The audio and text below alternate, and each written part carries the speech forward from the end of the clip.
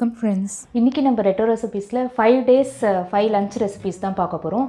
எப்பயும் எடுத்துகிட்டு போகிற மாதிரியான லெமன் ரைஸ், புளி சாதம் அந்த மாதிரி இல்லாமல் டிஃப்ரெண்ட்டாக கொஞ்சம் ஹெல்த்தியான ரெசிபீஸ். இதில் நான் கான்சன்ட்ரேட் பண்ணியிருக்கிறது கண்டிப்பாக 3 விஷயங்கள் கிடையவே கிடையாது. ப்ரெட்டில் பண்ணுற சாண்ட்விச் அந்த மாதிரியான ரெசிபீஸ் எதுவுமே கிடையாது. அதே மாதிரி பாஸ்தா, மேகி, அதாவது இன்ஸ்டன்ட் நூடுல்ஸ் இதெல்லாம் எதுவும் இல்லாமல் 5 நாள் லஞ்ச் பாக்ஸில் ஏதாவது ஒரு 2 நாளோ இல்லைனா ஒரு நாளோ வந்து ஒரு மில்லட் ரெசிப்பியை வந்து குழந்தைங்களுக்கு கொடுக்குற மாதிரி பிளான் பண்ணியிருக்கேன். ட்ரை பண்ணி பாருங்கள், உங்களுக்கும் இது கண்டிப்பாக யூஸ்ஃபுல்லாக இருக்கும் அப்படின்னு நினைக்கிறேன். இது எப்படி இருக்குது அப்படின்ற ஃபீட்பேக்கை பார்த்துட்டு மறக்காமல் கீழே கமெண்ட் செக்ஷனில் கமெண்ட் பண்ணுங்கள். இப்போ வாங்க ஒரு ரெசிப்பியாக பார்க்கலாம். ஃபஸ்ட்டு டே நம்ம பார்க்க போகிறது தேங்காய் பொடி சாதம். இதுக்கு ஒரு பேனில் 1/4 கப் அளவுக்கு உருட்டு வெள்ளை உளுந்து சேர்த்துருக்கேன், 4 வரமிளகா, ஒரு சின்ன துண்டு புளி. இதை வந்து ட்ரை ரோஸ்ட் பண்ணிக்கலாம். இப்போ நம்ம பண்ண போகிற பொடியை வந்து நம்ம ஸ்டோர் பண்ணி கூட வச்சுக்கலாம். அது நல்லா கோல்டன் ப்ரௌன் ஆனதும் எடுத்துகிட்டு 1 கப் அளவுக்கு துருவின தேங்காய். இது வந்து ஃப்ரெஷ் தேங்காய் அப்படின்றதுனால நான் அதை வறுத்து எடுத்துக்கிறேன் நல்லா பொன்னிறமாக.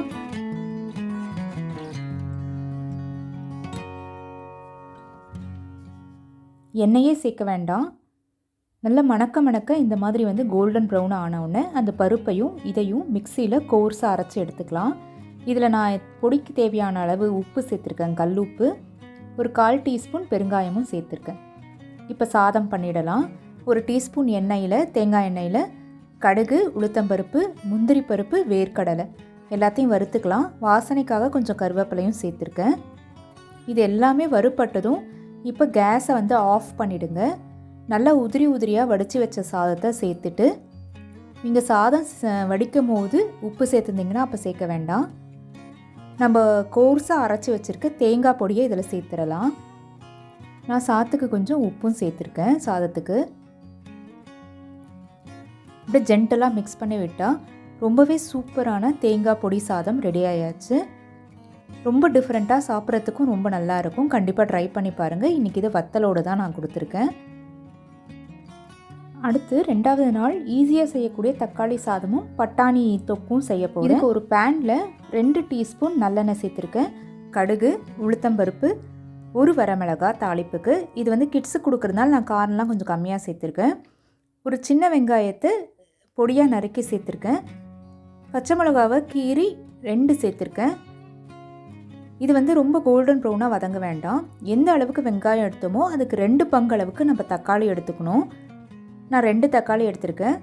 கொஞ்சமாக வந்து மஞ்சத்தூள், 1 டீஸ்பூன் வீட்டில் அரைச்ச சாம்பார் தூள், அதாவது குழம்பு மிளகாய் தூள் இருக்கும் இல்லையா, அதை சேர்த்துருக்கேன். இது ரொம்ப டேஸ்ட்டாக இருக்கும். இந்த மாதிரி ட்ரை பண்ணி பாருங்கள்.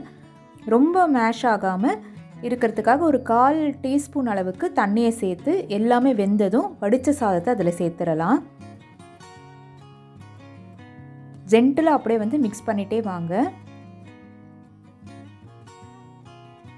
தக்காளியோட டேஸ்ட் அவ்வளோ சூப்பராக இருக்கும். அவ்வளோதான், கொத்தமல்லியை தூவி அப்படியே லஞ்ச் பாக்ஸில் சுட சுட எடுத்து வச்சிடலாம். அடுத்தது பச்சை பட்டாணி தொக்குக்கு ஒரு டீஸ்பூன் எண்ணெயை சேர்த்து கடுகு, சீரகம், பெரிய வெங்காயத்தை பொடியாக நறுக்கி சேர்த்துருக்கேன். ஒரு வெங்காயத்தை இதை அப்படியே வதக்கிக்கலாம். கொஞ்சம் சாஃப்டானதுமே 1 கப் அளவுக்கு பச்சை பட்டாணி, உப்பு, மஞ்சத்தூள் இது எல்லாத்தையுமே சேர்த்து நல்லா வதக்கி விட்டுக்கோங்க. 1/4 டம்ளர் அளவுக்கு தண்ணி சேர்த்து மூடி வச்சு வேக வச்சிடலாம். 5 நிமிஷத்தில் வெந்துடும். இப்போ மேலே வந்து கொஞ்சமாக வந்து மிளகுத்தூள், பெப்பர் பொடியை தூவி லைட்டாக அப்படியே வதக்கி மேலே கொத்தமல்லியை தூவிடலாம். ரொம்ப சூப்பராக இருக்கும் இந்த காம்பினேஷன். ஹெல்த்தியாக கொடுத்தா மாதிரியும் இருக்கும். கண்டிப்பாக ட்ரை பண்ணி பாருங்கள். அடுத்து 3வது நாள் கருப்புளுந்து சாதமும் வாழைக்காய் ஃப்ரையும் பார்க்கலாம். இதுக்கு நான் வந்து 1 கப் அளவுக்கு அரிசியும் 1/4 கப் அளவுக்கு கருப்பு உருட்டு உளுந்து எடுத்து வாஷ் பண்ணிவிட்டு ஊற வச்சுருக்கேன். இப்போ ஒரு ப்ரெஷர் பேனில் 1 டீஸ்பூன் நல்லெண்ணெய் சேர்த்துருக்கேன். அதில் கடுகு நல்லா பொரிஞ்சதும் சீரகம், காஞ்ச மிளகாய், ஒரு 1/4 டீஸ்பூன் இஞ்சி பூண்டு பேஸ்ட்டு சேர்த்துருக்கேன். இதெல்லாம் நல்லா வதக்கி விட்டுக்கலாம். இப்போது நல்லா வாஷ் பண்ணிவிட்டு ஒரு 10 நிமிஷம் ஊற வச்ச அரிசியும் கருப்புளுந்தையும் இதில் சேர்க்குறேன். அந்த எண்ணெய் வந்து அப்படியே இதில் படுற மாதிரி நல்லா இதையும் வந்து அதிலே வதக்கிக்கலாம். இந்த கருப்புளுந்து சாதத்தை நான் பொலன்னு செய்ய போகிறேன். அதனால் கரெக்டாக 1:2 ரேஷியோ தான் வந்து தண்ணி சேர்க்குறேன். 2 டம்ளர் அளவுக்கு தண்ணியை சேர்த்து கொஞ்சமாக கொதி வந்ததும் இப்போ ப்ரெஷருக்காக வச்சுட்டேன். குக்கர் கத்தி ஆறுறதுக்குள்ளேயே நம்ம இந்த வாழைக்காய் ஃப்ரையை பண்ணிடலாம். இந்த சைஸாக ஒரு வாழைக்காவை நறுக்கி எடுத்துக்கோங்க. இதில் தேவையான அளவு உப்பு, மஞ்சத்தூள், மிளகுத்தூள், மிளகாய்த்தூள், இஞ்சி பூண்டு பேஸ்ட், ஒரே ஒரு டீஸ்பூன் எண்ணெய். இந்த மிளகாய்த்தூள், மிளகுத்தூள் எல்லாம் உங்கள் டேஸ்ட்டுக்கு ஏற்ற மாதிரி சேர்த்துக்கோங்க. ஒரு டீஸ்பூன் அரிசி மாவு சேர்த்துருக்கேன். இது நல்லா கிறிஸ்பாக இருக்கும். நீங்கள் இப்போ எப்படி வைக்கிறீங்களோ அதே மாதிரி இருக்கும். இப்போ ஒரு தோசைக்கல்லில் ஒரு டீஸ்பூன் எண்ணெயை சேர்த்துட்டு வீட்டில் அரைச்ச குழம்பு மிளகாய்த்தூள் ஒரு டீஸ்பூன் சேர்த்துருக்கேன்.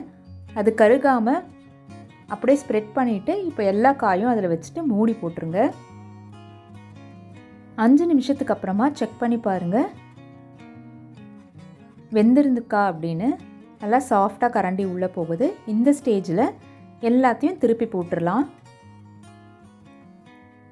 இந்த மாதிரி ரெசிபிஸ் செய்கிறது ரொம்ப ஈஸியாக இருக்கும். இந்த காம்பினேஷனும் வந்து அவ்வளோ நல்லாயிருக்கும். கண்டிப்பாக ட்ரை பண்ணி பாருங்கள்.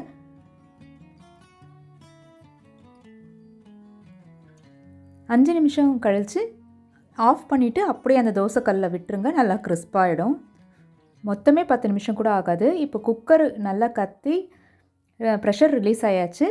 இப்போ திறந்து பார்க்கலாம். சூப்பராக ரெடி ஆகிருக்கு. திறக்கும் போதே அந்த கருப்புளுந்தோட வாசனை பிரமாதமாக இருக்குது. இதில் ஒரு டீஸ்பூன் நெய் சேர்த்துருக்கேன். இப்போ நல்லா மிக்ஸ் பண்ணி விட்டுறலாம். ரொம்ப சிம்பிளாக இருந்தாலும் ஹெல்த்தியான ரெசிபி இது. இப்போ அப்படியே வந்து லஞ்ச் பாக்ஸில் பேக் பண்ணிடுறேன். இதுக்கு காரசாரமான வாழைக்காய் ஃப்ரை ரொம்பவே நல்லாயிருக்கும்.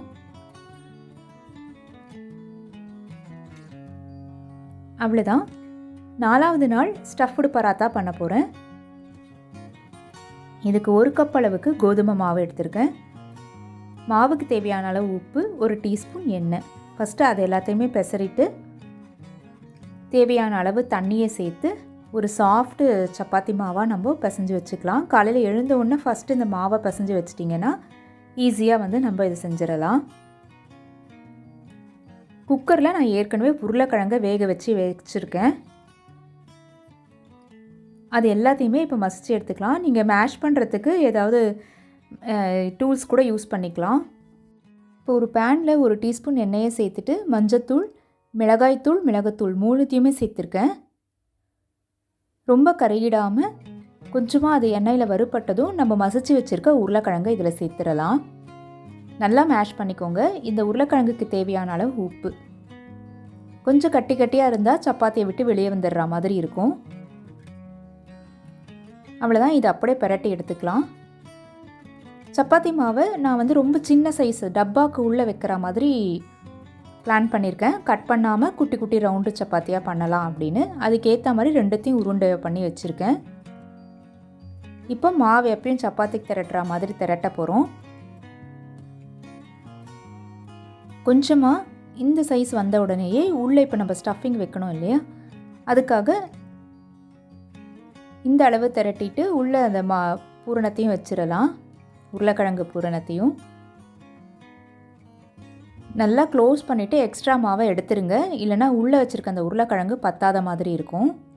திருப்பியும் மாவை டஸ்ட் பண்ணிவிட்டு மெதுவாக வந்து ஒரு சப்பாத்தி சைஸ்க்கு திரட்டி எடுத்துருங்க. நான் வந்து சின்ன சப்பாத்தி, ஏதாவது நான் என்ன டிஃபன் பாக்ஸில் கொடுக்க போகிறேனோ அது மட்டும்தான். இல்லைனா பெருசாக பண்ணால் கட் பண்ணி வைக்கிற மாதிரி ஆகிடும்.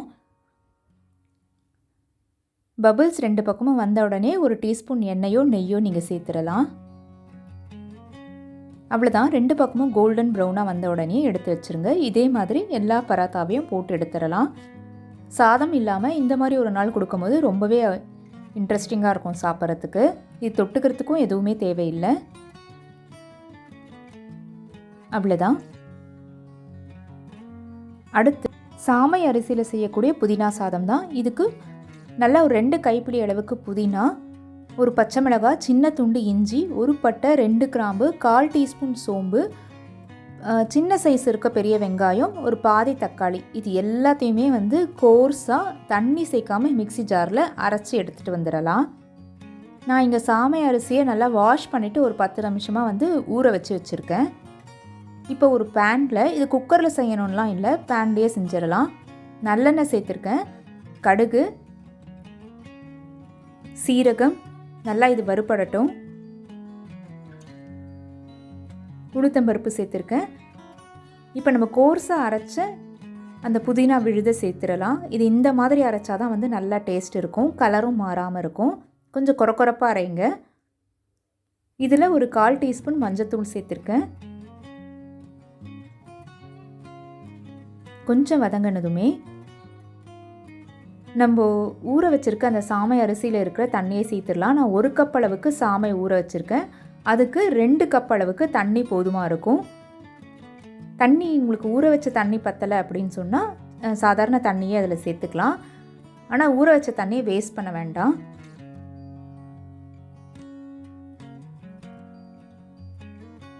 இதில் ஒரு 1/4 டீஸ்பூன் நான் இஞ்சி பூண்டு பேஸ்ட்டு சேர்த்துக்கிறேன். அதையும் இதோடு சேர்த்து நல்லா மிக்ஸ் பண்ணிக்கலாம். தண்ணி நல்லா வந்து தளன்னு கொதித்து வரட்டும். இந்த ஸ்டேஜில் நம்ம எடுத்து வச்சுருக்க சாமையை இதில் சேர்த்துடலாம். இது இந்த ரைஸில் பண்ணியிருக்கோம் அப்படின்னே வந்து கிட்ஸுக்கு தெரியாது, அவ்வளோ டேஸ்டியாக அவ்வளோ நல்லாயிருக்கும். நல்லா மிக்ஸ் பண்ணிவிட்டு அப்படியே மூடி வச்சிங்கன்னா 10 நிமிஷத்தில் சூப்பராக ரெடி ஆகிடும். நம்ம குக்கரில் கத்த விட்டு ஆறி அந்த மாதிரிலாம் வெயிட் பண்ண வேண்டாம். 10 நிமிஷம் கழித்து பார்க்கலாம். தண்ணியெல்லாம் வற்றி சூப்பராக ரெடி ஆகிருக்கு பாருங்கள். இப்போது கேஸை வந்து டோட்டல் சிம்மில் வச்சுட்டு ஒரு 5 நிமிஷம் அப்படியே தம் போட்டுடலாம்.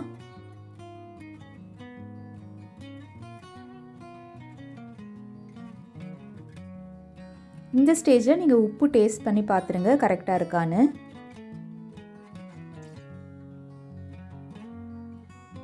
அஞ்சு நிமிஷம் கழித்து பார்த்தா சூப்பரான சாமையில் பண்ண புதினா ரைஸ் ரெடி ஆயாச்சு. இந்த சூடு ஆறின உடனே நல்லா பொலன்னு எப்படி நீங்கள் பாசுமதி ரைஸ்லலாம் பண்ணால் ஒரு பொலன்னு இருக்கும் இல்லையா, அதே மாதிரி தான் இருக்கும். டேஸ்ட்டும் அப்படியே இருக்கும். பாருங்கள், பார்க்கும்போதே எவ்வளோ நல்லா இருக்குன்னு. கண்டிப்பாக ட்ரை பண்ணி பாருங்கள். இது ஒரு நாள் பிடிச்சிருக்குன்னா நீங்கள் வாரத்தில் அப்படியே 2 நாள் கொடுக்க ஆரம்பிக்கலாம். இது கூட வந்து நான் பூந்தி ரைத்தா தான் இன்றைக்கி கொடுக்க போகிறேன். நீங்கள் பார்த்த இந்த ரெசிபீஸில் ஏதாவது ஒன்று உங்களுக்கு பிடிச்சிருந்தா லைக் பண்ணுங்கள். நம்ம சேனல் மைதிலிஸ் ரிட்டோ ரெசிபீஸையும் மறக்காமல் சப்ஸ்கிரைப் பண்ணிவிட்டு கூடவே வர பெல் ஐக்கனில் ஆல்ன்ற ஆப்ஷனை செலக்ட் பண்ணிங்கன்னா தான் எல்லா நியூ வீடியோஸும் உடனுக்குடனே உங்கள் நோட்டிஃபிகேஷனுக்கு வந்து சேரும். லேட்டஸ்ட் அப்டேட்ஸ் எல்லாமே வந்து நீங்கள் இன்ஸ்டாகிராமில் பார்த்துக்கலாம். என்னோடய இன்ஸ்டாகிராம் ஐடி இல்லை இமெயில் ஏதாவது queries இருந்ததுனாலும் வந்து நீங்கள் கேட்கலாம். எல்லாமே வந்து நான் டிஸ்கிரிப்ஷன் பாக்ஸில் லிங்க் கொடுக்குறேன். வேறு ஏதாவது ரெசிபீஸோ இல்லை வெயிட் லாஸ் சேலஞ்சோட வீடியோஸ் எல்லாத்தோட லிங்க்குமே வந்து டிஸ்கிரிப்ஷனில் இருக்கும். வேணும்னா செக் பண்ணி பார்த்துக்கோங்க. அடுத்தது இதே மாதிரி இன்ட்ரெஸ்டிங் வீடியோலையோ இல்லைனா வந்து ஒரு vlog வீடியோலையோ வந்து பார்க்கலாம். தேங்க்யூ.